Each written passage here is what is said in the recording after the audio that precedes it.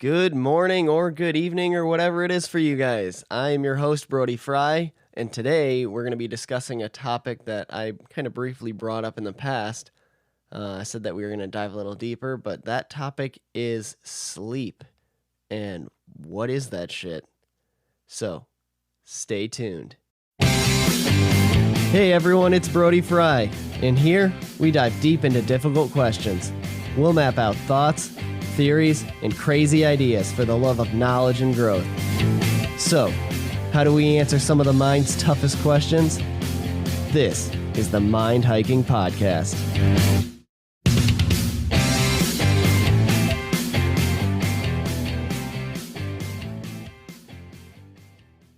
All right, guys, welcome back. It is Sunday morning, and I just got a really good night's sleep. So I actually tried to record this episode last night, did the opener, and I just wasn't feeling it. I was tired, didn't sleep good the night before, and I'm like, you know what, I'm just going to put the headset down and try again in the morning. So here we are. I'm feeling much better, had a nice hot cup of coffee, really nice, just a little bit of cream, a little bit of sugar. Used to drink it straight black for the longest time, but I don't know. Just wanted to start spicing life up a little bit. Yeah, it's easy to overdo it though. So just a little bit here and there. Okay, that's enough rambling. So let's get into this sleep thing. So why do we do this? It's the weirdest thing. I always imagine something that I've always kind of like thought of is how. And this is going to kind of contradict a lot of thought and a lot of things that I actually say on this podcast. But here it goes. I kind of always had this weird thought that we are so inefficient.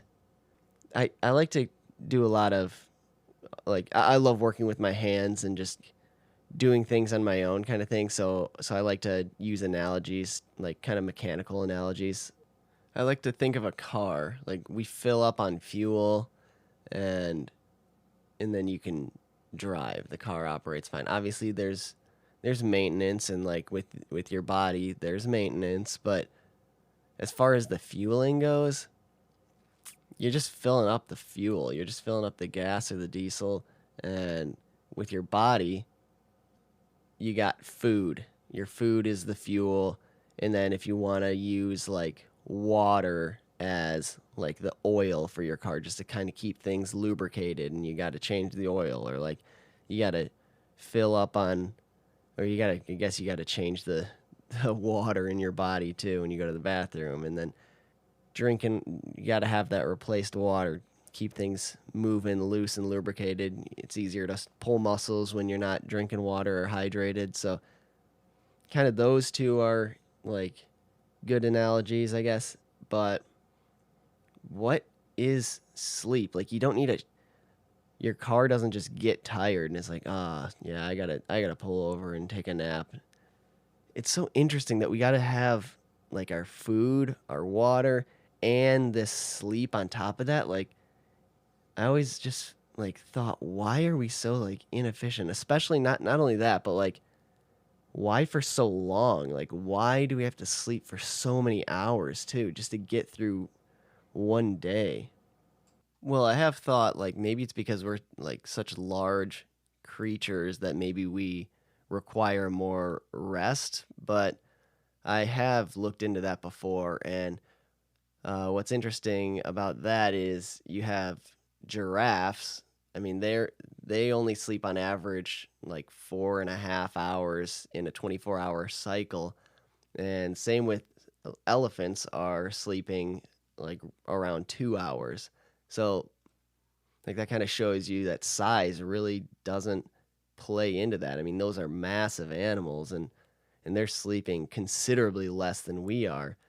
And then you got koala bears, which is kind of does play along with this, being a little bit smaller than us, but they're sleeping. They're one of the sleepiest animals that we know of, who are sleeping anywhere from 18 to 22 hours a day, which is crazy. And like I said, with their smaller size, that could play along with my first theory about is it the size?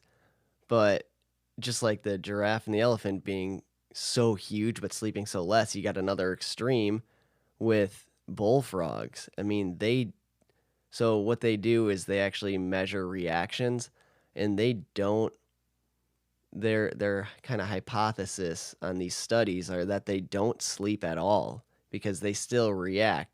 And another thing too about frogs is they don't have eyelids like we do. They can close their eyes just as like a protective kind of shield, but they don't blink. What they have is a clear eyelid lens that covers their eyes for when they're under the water, just as like scratch protectant, but they still see through that. And they still react just the same, like in a 24-hour cycle. So their hypothesis is that they don't sleep at all, and they're much smaller than us, obviously. So another thought that I had maybe would be, is it processing power? Is it your brain? Is it how much power that we're using that requires us to sleep and recharge that? But something to counter that is, people have said how intelligent dolphins are and how similar they are to human beings. And dolphins and even sharks, they, again, another hypothesis is that they are not sleeping because they are constantly moving. They don't stop in a 24-hour cycle. So again, like being as intelligent as they are, and again, like their size, they're bigger than us and they're not sleeping. So why do we sleep? Why do we sleep? Why do we sleep? What? Somebody fucking tell me why we sleep. Answers! Give me answers. I need them. Just kidding. Obviously, I had too much coffee this morning. So, just being honest, I don't have answers on this. This is all just thoughts and theories. Again, just like every other episode. So, I would also really appreciate if somebody could reach out to me and maybe we could do another episode about this a little more in depth on like a non bonus episode. That'd be really cool. So, yeah, definitely reach out to me if you have any more info on this topic. And again, this is a bonus episode, so I'm going to try to keep this short and sweet. But what we do know is that there are stages of sleep and different wave types that your brain is producing while in these different sleep depths. So we do know that our brain really never shuts off. It's always doing something. So like when we're awake, it's producing beta waves. And beta waves are anywhere from 14 to 30 hertz, which is actually pretty interesting. If you do want to go back and listen to episode 3, we talk about frequencies too. So this kind of ties in here. But hertz is basically just a measurement of frequency. And when we are awake, yeah, we're producing beta waves, 14 to 30 hertz. And then when you go to lay down, you're getting ready for bed, and you're in bed and you start to get drowsy and relaxed.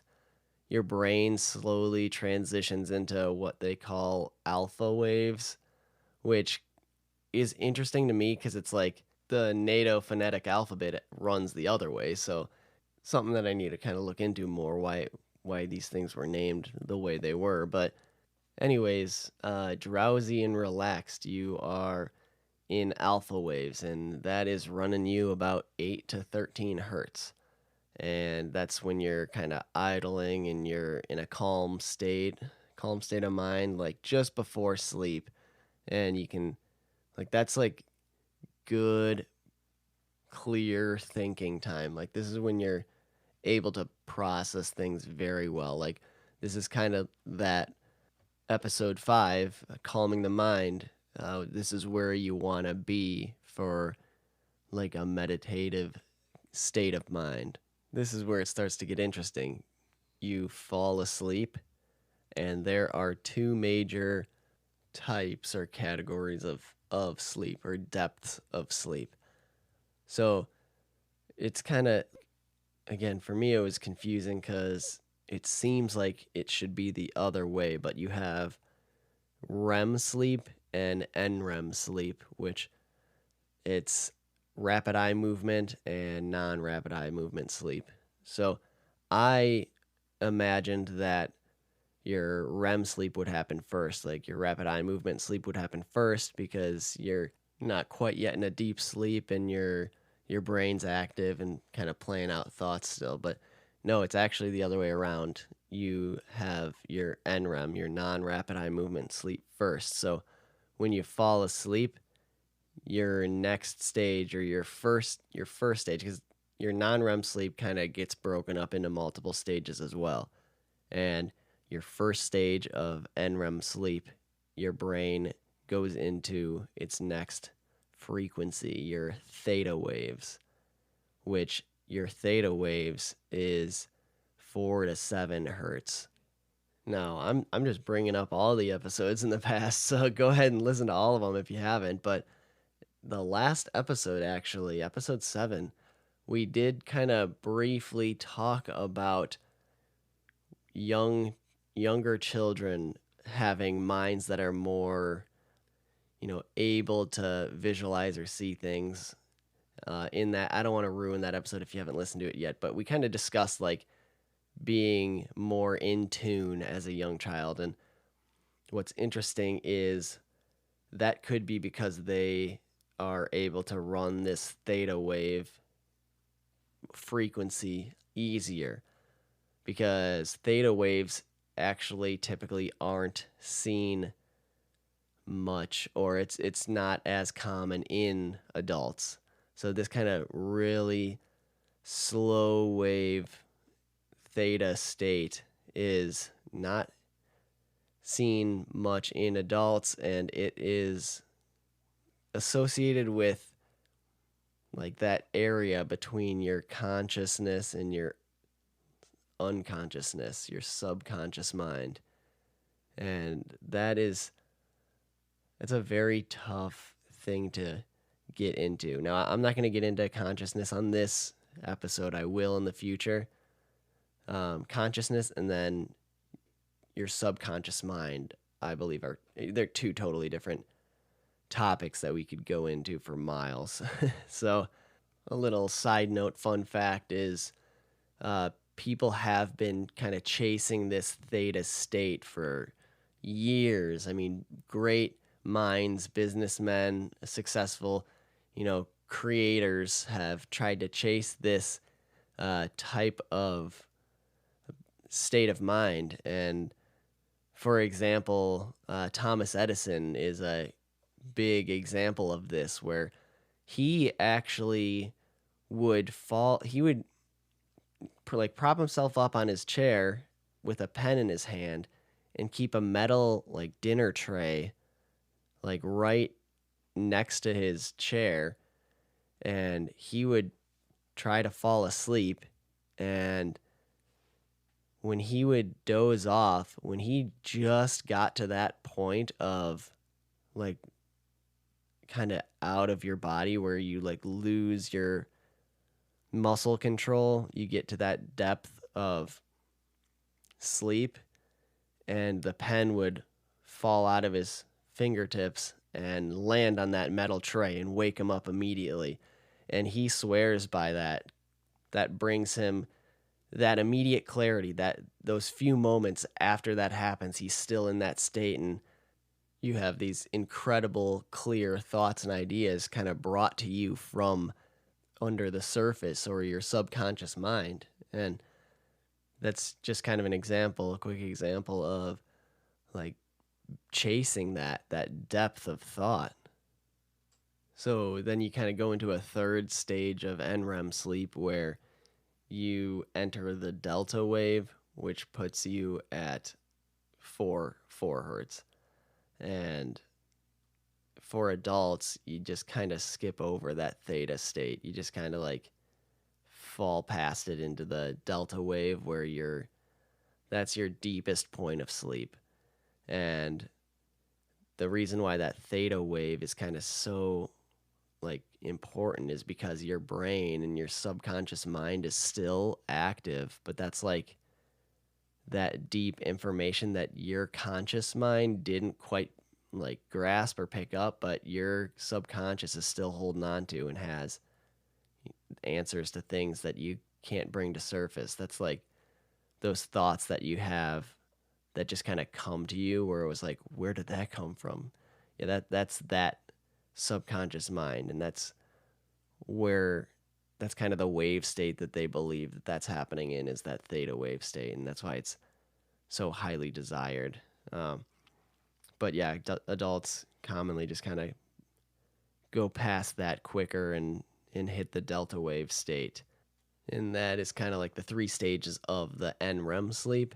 And before we get into the REM sleep, I want to kind of just go over my personal thoughts and opinions on these stages a little more than we did. I mean, I kind of went into the like theta waves, my thoughts on that, but what I believe could be happening is in again a previous episode we talked about like your mind and like your eyes picking up information throughout the day, and just like having so much information being processed through your eyes and all your senses, but your eyes are just kind of an easier example, but your like peripheral vision, you're seeing so much, but like your focus isn't on everything. You can't process all that information in the amount of time that you want things processed. So you got little key notes that you're focusing on. And I believe that everything that you are seeing or picking up on is still stored in your brain. And I think that when you kind of fall asleep and you're getting drowsy and then you first fall asleep, I feel like you're kind of so actually what I know for sure is that going through these deep cycles, your brain's being like flushed out with fluid that surrounds your spine, your upper portion of your spine and your brain, and washes through and around blood vessels in your brain. And that fluid is called cerebrospinal fluid. And what I believe, so that is for sure. And my thoughts on that is that it actually is flushing out the bits of information that you didn't keep with you when you kind of went to sleep at the end of the day. It's like your brain's almost making room for more information the next day, or you're just kind of like washing away all the crap that you don't need in your mind. And we kind of talked about that with that episode 5 as well, just washing out the crap in your mind. And that is what I kind of believe that fluid is for, is just to kind of like flush things out, clear it up a little bit, stuff that you don't need. But I do believe that there are key points that subconscious mind of yours holds on to that you don't realize you still have. Have you ever had an experience where you can't remember anything like specifically, like if you were asked a question, and this happened to me actually recently, where I was asked a question and I was like, not that I can remember, no. And it's kind of like that feeling where like, no, you don't remember, and that's your conscious mind that you're shuffling through the file folders of. And then say you have a friend that is like that you share a memory with, and you don't remember that, but then your friend is like, oh, what about that time that this happened? And then you're just like, oh wow, you can like feel that unlocking in your brain, and you're like, wow, like I totally forgot about that. That's opening up that, so that's like your subconscious mind held on to that information was still there, but it wasn't up in the upper computer. It was in that deeper file, the deeper computer that it like you can't have access to. It's like you only have access to your conscious mind, your upper computer, and the only way to reach that lower, deeper computer is through your upper computer. Like you don't have access straight through directly. It's like you have to go through the chain. So, and that's kind of like where that meditation comes in, or where like Thomas Edison, where sleeping with that pen and the pen falls and he's in his deep computer when he wakes up because he set these things in place to be able to like hack his way into there. So like he can remember specific things like that. So just a few more personal thoughts on that. I do want to, I mean, I could keep going on this, but definitely want to just kind of cover these main points for this bonus episode because we already are at over 20 minutes. So now we're going to get into the REM sleep. And this is getting so interesting. Okay, this is like for sure I have to do more episodes on this, maybe with somebody else, cuz there is so much on this topic. This is such a surface level topic. So, getting into REM sleep now, what's interesting too is this isn't like stage REM sleep and then you wake up. No, this your body is cycling. It's like oscillating through REM sleep and deep delta sleep, where when you're in REM sleep, this is so like it's obviously called rapid eye movement, which is interesting because that is the only part of your body that is moving. Your eyes are shuffling back and forth under your eyelids, and this state, now we're going to get into another potential future topic, but this is the state where you begin to dream.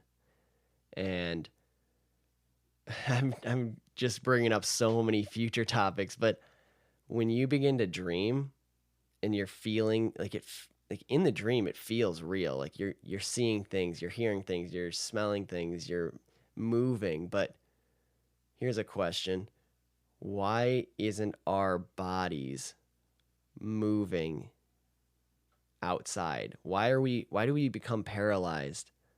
And I'm not talking about in your dream. That's a different topic, but your physical body, why aren't you moving when you're moving in your dreams? Why is it just your eyes? Well, that's because nerve pathways just paralyze your body when you're in this REM sleep to prevent injury.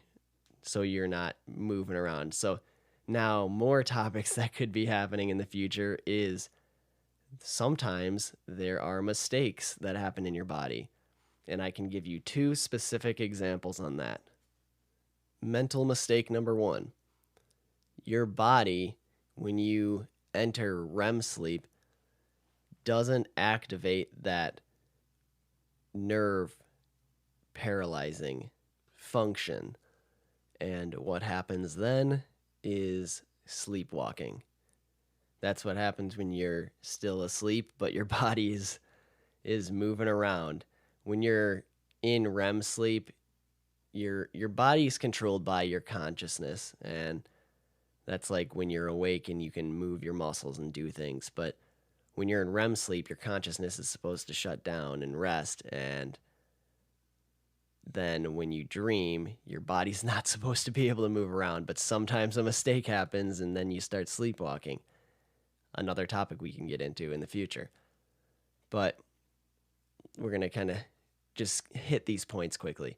But mistake number two, your mind mistake number two, is when you are in REM sleep and then you do wake up,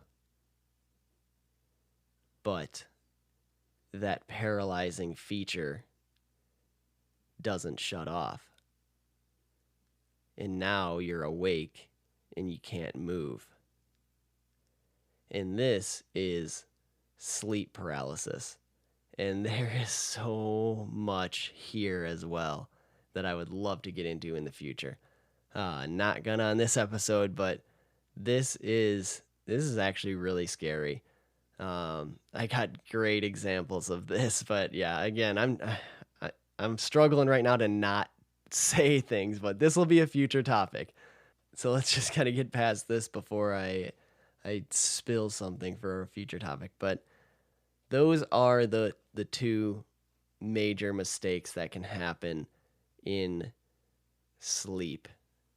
And while you're kind of oscillating in and out of that like delta state and the REM sleep, like when you're in your delta state, that's when you struggle to wake up. Like if somebody wakes you up from that delta state, that's when it's like really hard or like difficult to wake up. And like that's like the kind of sleep that people like have to shake you to wake you up. That means that you were in that deep delta state. And then typically waking up naturally, you're in that REM sleep, and that's where you wake up from, or where you're a little more sensitive to noises and stuff at night when you're sleeping. And that's typically when you wake up naturally. And in REM sleep, your heart's beating a little bit faster and you're breathing a little bit faster. And this is like faster compared to that delta state. It's still like super slow. You're still asleep, but unless you're having an extreme dream, obviously. I mean, I'm sure we've all woken up and like a night terror is shaking, and or like waking up yelling. And yeah, we've all had those like waking up sweating kind of things. So those are different. Those are extremes in specific dreams. But yeah, typically that is where you wake up from, but it's still a slower heart rate than like natural being awake beta waves. And that is kind of all I want to get into in this episode. I'm already coming up here in a half hour. So really what I'm hoping for is that this episode kind of opened up the door for a bunch of these future topics that we kind of brushed over, and hopefully kind of spiked some of your interests in these topics. So that way when they pop up in the future, you guys are excited about it. So I'll have guests on about these topics for sure. Yeah, look forward to those future episodes, more personal examples and experiences of these with other people. And yeah, those will be fun ones, the full-size Monday ones. This is still a bonus episode, and we'll have some deeper discussions on some of these topics on a full-length episode. So yeah, look out for those ones. And again, guys, thank you so much. I really appreciate you guys listening. Please, like I said in the beginning, reach out to me if you have any more information on this topic too. I'm always open for learning new things and criticism and advice. Or other thoughts and theories and crazy ideas, guys. Please let me know. Reach out to me at themindhikingpodcast@gmail.com, or you can message me on Instagram. That is Brody_Frye_63. So I'd really appreciate any new topic ideas or thoughts, theories, personal experiences. Yeah, just reach out to me, and I would greatly appreciate it. And maybe we can have you on the podcast. So just let me know, and stay tuned for the next episode. Thank you guys so much for listening, and have a great rest of your day.